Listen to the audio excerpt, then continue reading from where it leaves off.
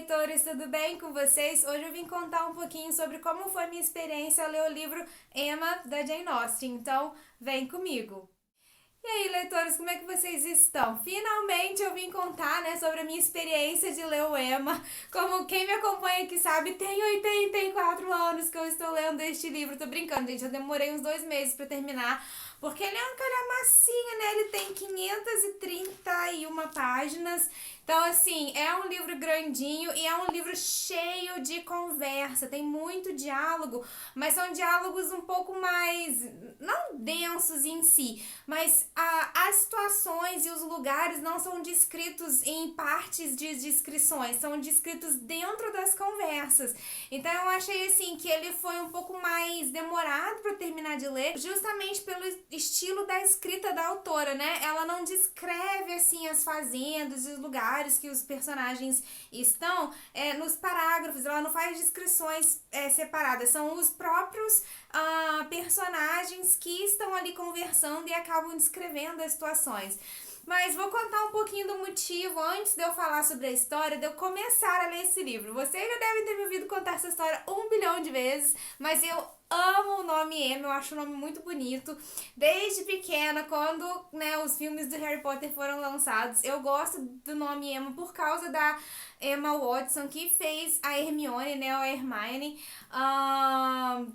do jeito que você pronunciar.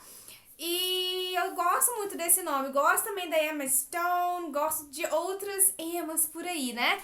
E andei pesquisando sobre a origem do nome. O nome se originou em uma rainha nórdica há muito tempo atrás, mais ou menos no ano 1000, que esse nome foi a primeira vez que registraram esse nome, na história aí da humanidade. Então, assim, comecei a ler com muita empolgação e realmente a descrição, a definição, as definições, na verdade, que eu achei na internet do nome Emma, tem muito a ver com a personagem principal do livro. É uma pessoa forte, uma pessoa criativa, uma pessoa determinada, uma pessoa que corre atrás dos seus objetivos, uma pessoa independente.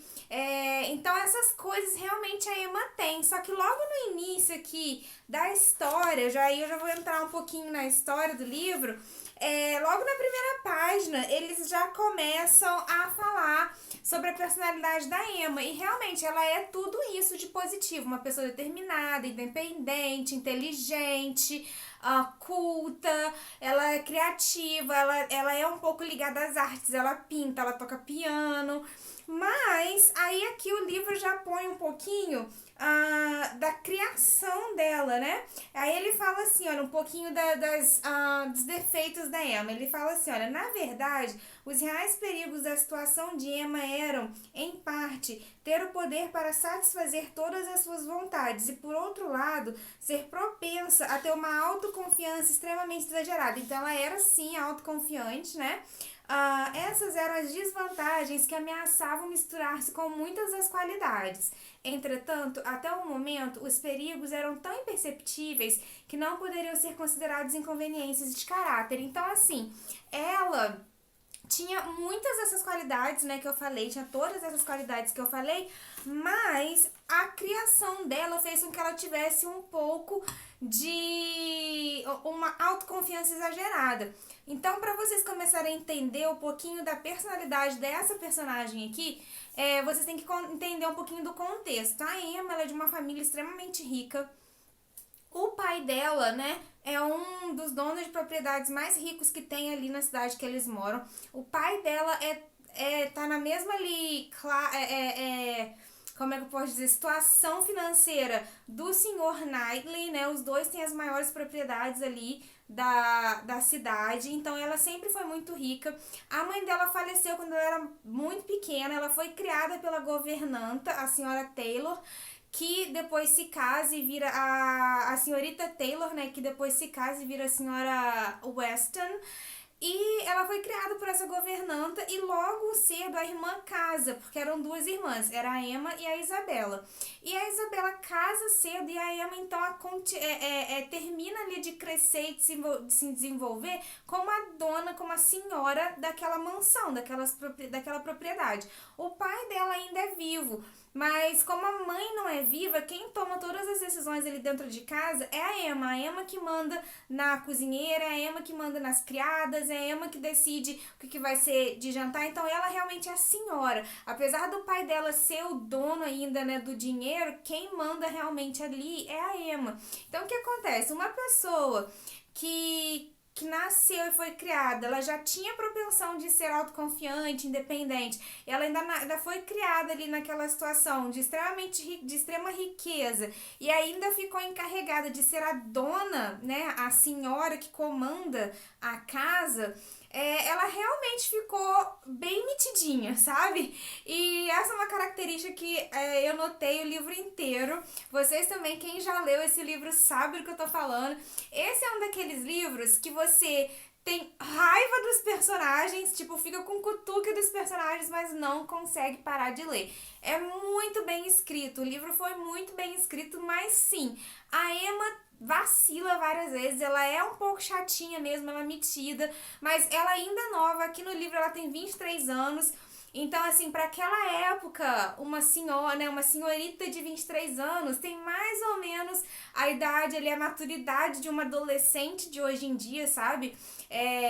Então, assim, ela tem umas atitudes bem adolescentes ainda, de dar conselho errado, de se achar melhor que os outros. Daí, logo no começo da história, ela faz amizade com a Harriet, e aí tem o Sr. Martin que queria casar com a Harriet e ele é mais pobre, e daí a Emma logo se intromete, ele fala assim, não, você não vai casar com ele, porque ele é muito abaixo de você, faz a menina desistir do casamento. Então, assim, ela é meio chatinha, mas ela vai também amadurecendo um pouco conforme vai passando o tempo da história, as coisas vão acontecendo e vão dando errado, conforme ela vai se intrometendo na vida dos outros, que ela cismou de que ela não ia casar, mas que ela ia virar a casamenteira ali da cidade, ela ia arrumar os parzinhos. Então, conforme ela vai ali metendo o bedelho e falando e se metendo e vai dando errado, ela vai reconhecendo o erro, e isso é uma das coisas que eu mais gostei. Ela não é daquele tipo de personagem que erra e finge que não errou e finge que tá tudo bem. Não, ela vai reconhecer os erros, ela vai ficar triste por causa do que, né, pelos erros que ela cometeu e vai amadurecendo. E muito do amadurecimento da Emma vem das tiradas e das verdades que o Sr. Knightley, que é o dono da outra fazenda grande ali da região, que é muito amigo do pai dela e dela, justamente por ser irmão do cunhado da Emma, né? O John Knightley casa com a Isabella, eles vão morar em Londres, a Emma continua com o pai morando nessa cidadezinha menor, um pouco longe de Londres. E o Sr. Knightley ali, que meio que é da família, né? Porque ele é irmão do cunhado da Emma, então ele tá sempre ali visitando, sempre conversando. E toda vez que a Emma dá uns foras, ele vai lá e joga as verdades na cara dela. Então, assim, ele pra mim é o melhor personagem. Pra falar a verdade, eu não curti muito o final, mas eu sabia que ele ia caminhar pra esse final, porque durante a história dá pra ver que ele fica meio assim, enciumado com algumas coisas que acontecem. Então, depois de jogar tantas verdades na cara, ele acaba o quê? Vou contar um spoiler agora. Então, se não quiser, pule os 30 segundos, não quiser saber. Ele acaba se apaixonando pela Emma, né? Então, assim, eu gostei do final da Emma, porque assim, o Sr. Knightley realmente, até ela fala, ele era super superior a ela na questão de inteligência e maturidade. Ele é mais velho do que ela, né? Ele é alguns anos mais velho que ela. Mas, então eu acho que ela ganhou muito com ele se apaixonar por ela e ela até gostar dele. Mas eu acho que ele merecia uma pessoa menos chatinha. Mas assim, a Emma realmente, conforme ele vai jogando as verdades na cara dela, ele vai falando, olha, não é assim que faz, você não pode agir assim, você não pode falar isso. E aí ela vai escutando ele e ela mesma vai mudando, sabe? Então, assim, ela é aquele personagem que no começo da história, até o meio da história, você tem vontade de socar. Mas depois ela vai começando a abrir os olhos, amadurecer e a história vai ficando mais bacana. E, gente, a história em si não tem muitas aventuras, não tem muito acontecimento, sabe? Não tem, assim, grandes cenas e ações, não. O jeito que a Jane Austen escreveu esse livro, ele é só nas conversas. E o que eu gostei é que a sensação que eu tive é que eu pude entender um pouco como as pessoas daquela época, né, de 1800 e alguma coisa, do século XIX, viviam e se comportavam. Principalmente as pessoas que tinham dinheiro, as pessoas de classe alta. Como que elas se comportavam, como elas se relacionavam com as outras pessoas. E, gente, era assim uma divisão de classe total, né? A Emma mesmo é um super exemplo disso, dela se negar a fazer amizade com o senhor Martin, porque ele não era da mesma posição social que ela, não estava no mesmo círculo, né, ali nas mesmas amizades. Apesar do senhor Knightley ser o cara mais rico ali da história, porque pelo que eu entendi, o senhor Knightley ainda é mais rico do que o pai da Emma. E ele sempre foi amigo do Martin, sempre tratou ele muito bem, sempre conversaram. Então, assim, a Emma, ela era meio nariz em pé, sim. Mas o senhor Knightley, ele era o cara mais rico ali da cidade e sempre ajudava todo mundo, mandava fruta e legume para umas famílias lá que ele sabia que não eram tão abastadas, mandava morango, ele era um grande produtor de morango ali da região, os melhores morangos eram os morangos da fazenda dele, tanto que tem uma cena mais pro final do livro que vai todo mundo visitar a plantação de morango e colher morango e fazer um piquenique ali. Então, assim, o senhor Knightley, ele era extremamente rico, mas ele era um cara muito bacana. Ele conversava com todas as pessoas ali da cidade, se relacionava, recebia na casa dele sem fazer distinção. Já a Emma e o pai dela já eram meio nariz em pé, sabe? Mas por causa do senhor Knightley, ela vai mudando. Então não tem muitos acontecimentos, só tem muito assim, disse-me-disse, fofoquinha, mas nada que gere assim uma saga, uma aventura. É muito assim, é o cotidiano. O livro mostra o cotidiano. A Emma acorda, toma café com o pai dela, conversa com o pai dela, aí vai visitar os vizinhos, que aí são personagens ali também da história. Aí tem uma vizinha que ela não gosta, que é uma vizinha faladeira, que não deixa ninguém falar, não para de falar nunca. Aí ela vive, tipo assim, pensando um pouco mal da vizinha, mas tem que visitar, porque a Emma é uma dama, então ela tem que tratar todo mundo bem, ela tem que ser elegante, ela tem que visitar os vizinhos, ela tem que fazer a social dela ali, ela se porta muito bem, todo mundo elogia muito ela por ela ser elegante, educada com todos, e aí ela vai e pega essa Harriet, ela era uma menina que chegou na cidade sem os pais, ela estava aos cuidados de uma outra mulher, né, de uma senhora ali da cidade. Então a Emma vai e meio que adota a Harriet como amiga, mas também ela queria ser uma mentora, ensinar a Harriet a ser mais fina e mais elegante, a conversar, e ela queria ensinar a Harriet a ler bons livros, porque a Emma gostava muito de ler.